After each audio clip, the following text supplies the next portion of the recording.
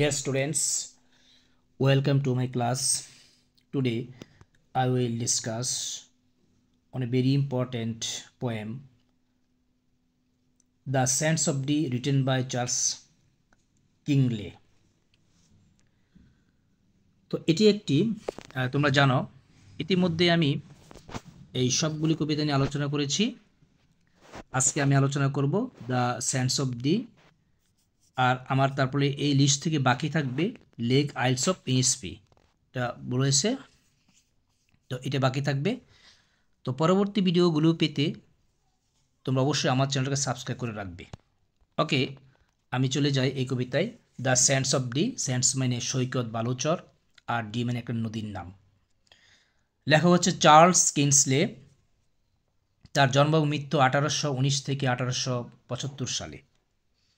তো এই কবিতায় অ্যাকচুয়ালি কবি যে দ্য ফোর্সেস অফ নেচার, প্রকৃতির যে শক্তিগুলি, বিভিন্ন যে প্রাকৃতিক দুর্যোগ বা শক্তি, এগুলি নিয়ে আলোচনা করেছে, এবং এই শক্তিগুলি যে মানুষের জীবনে যে ট্রাজিক ইনসিডেন্ট ঘটায় এটি আলোচনা করছে।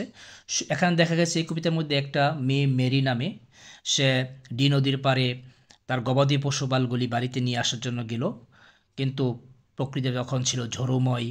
সন্ধ্যার আগে যে হঠাৎ করে কি হয়েছে, যে ঝড় উঠল এবং সমুদ্রের ঢেউগুলি, নদীর বিশাল ঢেউগুলি, নিষ্ঠুর ঢেউগুলি তাকে ভাসিয়ে নিয়ে গেল, সে মারা গেল। সো অ্যাকচুয়ালি এখানে এই মেরি দিয়ে শুধু মেরির মৃত্যু বোঝাই নেই, এই সাগর এবং নদী তীরে বসবাসরত মানুষ সবাইকে রিপ্রেজেন্ট করেছে। সবাই যেরকম তারা যে সাফারিং করে জীবনে, মাঝে মাঝে ট্রাজিক ইনসিডেন্ট তাদের জীবনে হয়ে থাকে, সেটিকে মূলত এখানে এই কবিতার মাধ্যমে তুলে ধরেছে। চলো এবার আমরা কবিতা লাইন বাই লাইন পড়ছি, বাংলা সহ। তোমাদের সুবিধার্থে আমি নিচে বাংলা অনুবাদ এবং ওয়ার্ড মিনিং দিয়ে থাকি। প্রথমে বলছে, O Mary, O Mary go and call the cattle home. যে সন্দেহ হয়ে যাচ্ছে মেরিদের যে গবাদি পশুপাল, ক্যাটেল মানে গবাদি পশুপাল, সেগুলি ডি নদীর বালুচরে ঘাস খাওয়ার জন্য লাড়া হয়েছিল। তো সন্ধ্যায় তার মা অথবা তার বাবা বলল যে, হে মেরি যাও, গিয়ে গবাদি পশুপালগুলি বাড়িতে নিয়ে আসো, সন্দেহ আসছে। তারপরে সে বলল and call the cattle home, এবং গবাদি পশুগুলি বাড়িতে নিয়ে আসো। এই লাইনটা আবার রিপিট করছে, and call the cattle home, গবাদি পশুপালগুলি বাড়িতে নিয়ে আসো। Across the sands of Dee, Dee নদীর পাড় থেকে, ডি নদীর বরাবর বা ডি নদীর বালুচর থেকে তুমি যাও, গবাদি পশুপালগুলি নিয়ে আসো। তারপরে বলছে দ্য ওয়েস্টার্ন ওয়াইন্ড, মানে পশ্চিমা বাতাস। যখন সে গেল নদীর তীরে গবাদি পশুপালকে নিয়ে আনার জন্যে, তখন প্রকৃতির যে সিন সেটি বলল, দ্য ওয়েস্টার্ন ওয়াইন্ড, প্রকৃতির বাতাস মানে পশ্চিমা বাতাস, ওয়াজ ওয়াইল্ড, ওয়াইল্ড মানে অত্যন্ত বন্য, উন্মত্ত, পাগল, অ্যান্ড ড্যাঙ্ক উইথ ফোম, এবং কুয়াশায় ফেনায় চাদরে ঢেকে গিয়েছিল। পশ্চিমা বায়ুগুলো ছিল অত্যন্ত ক্রুয়েল, নিষ্ঠুর, ওয়াইল্ড, আর যে পরিবেশটা ফেনায় সিক্ত ছিল, যে সাগরের বা নদী থেকে যখন ঢেউ আসে তখন যে ফেনা হয়, সেই ফেনায় পরিপূর্ণ ছিল, সিক্ত ছিল, এ কথাই বলছে এখানে। তারপরে an all alone when she, এবং সে একা গেল, তার সাথে আর কেউ যায় নাই, সে একা গেল এই গবাদি পশুগুলোকে নিয়ে আসার জন্য। এবার বাংলাগুলি দেখে আমি কি বলছে, ও মেরি যাও, পশুগুলোকে ডেকে নিয়ে আসো বাড়ি, পশুগুলোকে ডেকে নিয়ে আসো বাড়ি, পশুগুলোকে ডেকে নিয়ে আসো বাড়ি। এটা রিপিটেড লাইন। ডি নদীর বালুচর থেকে পশ্চিমা বায়ু উন্মত্ত আর ফেনায় সিক্ত। যখন আমরা জানি যে ঢেউ হয়, তখন ঢেউয়ের মধ্যে প্রচণ্ড ফেনা হয়, আর একাশে গিয়েছিল। এখানে ওয়ার্ড মিনিংগুলি দেখো তোমরা। গবাদি পশু হচ্ছে ক্যাটেল, অ্যাক্রুস মানে বরাবর, ফোম মানে ফেনা, আর নিচে হচ্ছে ডাঙ্ক মানে হচ্ছে কুয়াশা। ওকে, আশা করি এই স্ট্যান্ডারা বুঝতে পেরেছ। তারপর আমরা পরবর্তী স্ট্যান্ডায় চলে যাই।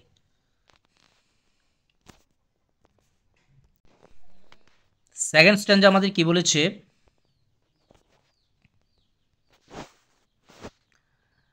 The western tide crept up along the sand, যে পশ্চিমা ঢেউগুলো, জোয়ারগুলো, টাইড মানে জোয়ার বা ঢেউ, সেগুলি হামাগুড়ি দিয়ে, ক্রিপ্ট মানে হামাগুড়ি দিয়ে বালুচরের উপরে পড়ছিল। অ্যান্ড ওভার দ্য সেন্ট, বালুচরে বারবার এসে পড়ছিল, এগেন অ্যান্ড এগেন এইগুলি ঢেউগুলি পড়ছিল। তারপরে বলছে অ্যান্ড রাউন্ড দ্য স্যান্ড, ঘুরে ফিরে, রাউন্ড মানে ঘুরে ঘুরে ফিরে আবার বালুচরেই এগুলি পড়ছিল। As far as I could see, যত দূর চোখ দেখা যায় এরকম হচ্ছিল যে ঢেউগুলি এসে এসে পড়ছে, আবার চলে যাচ্ছে, আবার তীরে চলে আসছে, আবার পড়ছে, এরকমভাবে। The rolling mist came down, rolling মানে গণ্যমান, মিস্ট মানে কুয়াশা, কখন কুয়াশা নেমে আসছিল, তো এটা দিয়ে ইঙ্গিত করছে যে সন্ধ্যার আগে আগে এই ঘটনাটা হয়েছিল। অ্যান্ড হাইড দ্য ল্যান্ড, এবং ভূমিটা ডেকে দিয়েছিল, মানে সন্ধ্যা হয়ে গেছে, এরকম একটা ইঙ্গিত করছে এখানে।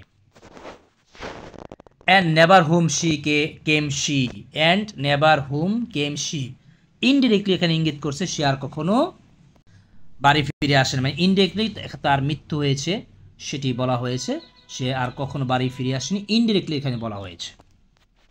এবার দেখি আমি বাংলাগুলি কি বলছে, দেখো তোমরা। পশ্চিমা জোয়ার হামাগুড়ি দিয়ে এসেছিল বালুচর বেয়ে, বালুচরগুলি আর বালুচর ঘুরে, এখানে এটা ভুল হয়েছিল, ঘুরে হবে। যতদূর চোখ যায় ঘূর্ণয়মান কুয়াশা নেমে এসেছিল আর ডেকেছিল ভূমি, আর সেখানে কোনো ফিরে এলো বাড়ি। এই লাইনটা কোথায় জানি একটু ভুল হয়েছে। আর সে যেন কখনো ফিরে এলো না বাড়ি, এখানে তোমরা কারেকশন কিনো বাংলাটি। আচ্ছা, এবার দেখো তোমরা ওয়ার্ড মিনিংগুলি দেখো। টাইড মানে জোয়ার, ক্রিপ মানে হামাগুড়ি, স্যান্ড বালুচর বা সৈকত, রোলিং মানে ঘূর্ণিমান, মিস্ট মানে কুয়াশা, হাইড মানে আবৃত্তি হয়ে যাওয়া, ডেকে দেওয়া। আশা করি এই 4টি লাইন তোমরা বুঝতে পেরেছ। আমি পরবর্তী লাইনে চলে যাচ্ছি স্ট্যান্ডাতে। পরবর্তী স্ট্যান্ডাতে বলেছে, ও ইজ ইট উইট, যখন সে মারা গেল, মানে ঢেউ যখন তাকে ভাসিয়ে নিয়ে গেল, তখন জেলেরা যখন নদীতে মাছ ধরে তখন তারা জানি কি একটা অদ্ভুত দেখেছে। তো কেউ কেউ বলছে, ও ইজ ইট উইট, এটা কি আগাছা, মানে দূর থেকে দেখা যাচ্ছে এটা কি, বা বলছে বুঝতে পারে না ওরা, বলছে এটা কি আগাছা, ওর ফিশ, অত কোনো মাছ বেশি আছে, ওর ফ্লটিং হিয়ার, বাসমান কোনো চুল, তারা কনফিউজড এটা কি। আর যখন তারা আস্তে আস্তে কাছে গেল তখন তারা দেখতে পেল এ ট্রেস অফ গোল্ডেন হিয়ার, যে সোনালি চুল, একগুচ্ছ সোনালি চুল বেশি আছে, তার মানে কোনো মরা মানুষ বা কোনো মেয়ে বেশি আছে। কি আছে এখানে, এ ড্রন্ট মেডেন্স হিয়ার, এটি কোনো ডুবন্ত কুমারী মেয়ের চুল বেশি আছে। Above the nets at sea, যে সাগরে ফেলা জালের উপরে, যখন জাল দিয়ে তারা তুলল তখন দেখলো যে কোনো কুমারী মেয়ের লাশ এটি। হ্যাঁ, এরপরে দেখো কি বলছে, was never salmon yet that শোন সো ফার, স্যালমন এক প্রকার সোনালি রঙের মাছ, এটি খুবই সোনালি চকচকে, কিন্তু তারা বলছে যে কখনোই যে স্যালমন এতটা সুন্দর বা এতটা চকচকে হয় না এই চুলের মতন, বা এই মেয়েটি যেমন সুন্দর বা তার চুল যেমন সুন্দর, কোনো স্যালমন কখনোই এত সুন্দর নয়। এখানে তার বিউটিফুলনেসটাই তুলে ধরা হয়েছে। Among the stakes of D, এই ডি নদীর যে তীরে বা এই নদীর খাড়িগুলিতে তারা কখনো স্যালমন মাছকেও এত সুন্দর দেখেনি যতটা সুন্দর ছিল এই মেয়ে বা মেয়ের চুল। এরপর দেখো বাংলাগুলি কি বলছে, ও এটি কি আগাছা নাকি মাছ নাকি বাসমান চুল, একগুচ্ছ সোনালি চুল, ডুবে যাওয়া কুমারী কন্যার চুল। সাগরে ফেলা জলের উপরে তারা যখন এটা জালটি তুললো তখন এটা বস্তু জালের উপরে। স্যামন মাছগুলো কি কখনো এত জকজক করেছিল, মানে তারা কনফিউজ যে স্যামন মাছটিও এত সুন্দর নয় ডি নদীর খাড়িগুলোতে। এবার এখানে দেখো আমি তোমাদের জন্য কিছু ওয়ার্ড মেনে দিয়েছি। উইড মানে আগাছা,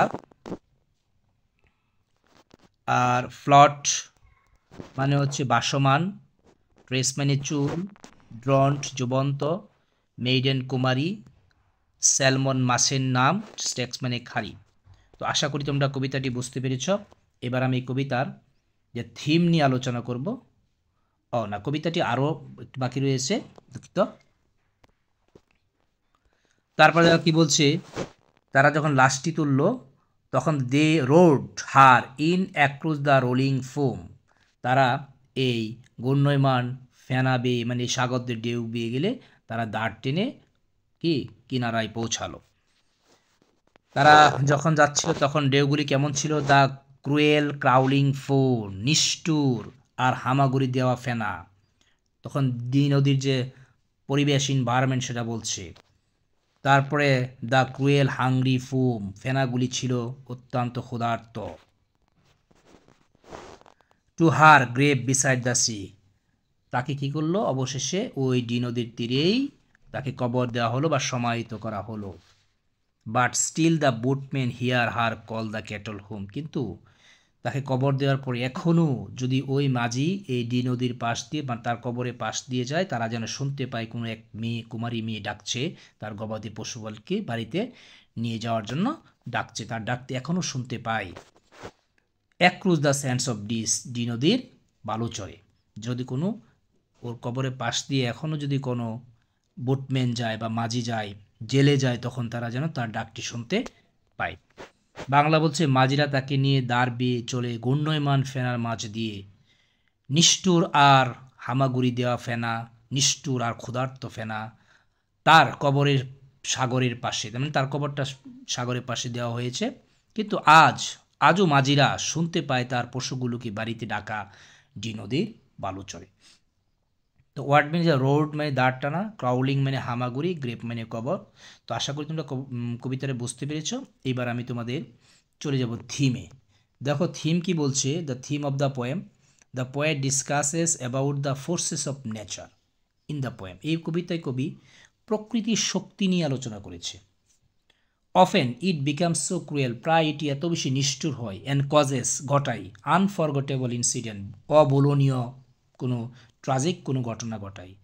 the immature and the tragic death of Mary, যে অপ্রাপ্তবয়স্ক, অপ্রাপ্ত মৃত্যু এবং করুণ মৃত্যু ম্যারির ক্যান নট বি ফরগটেন, এটা বলা যাবে না।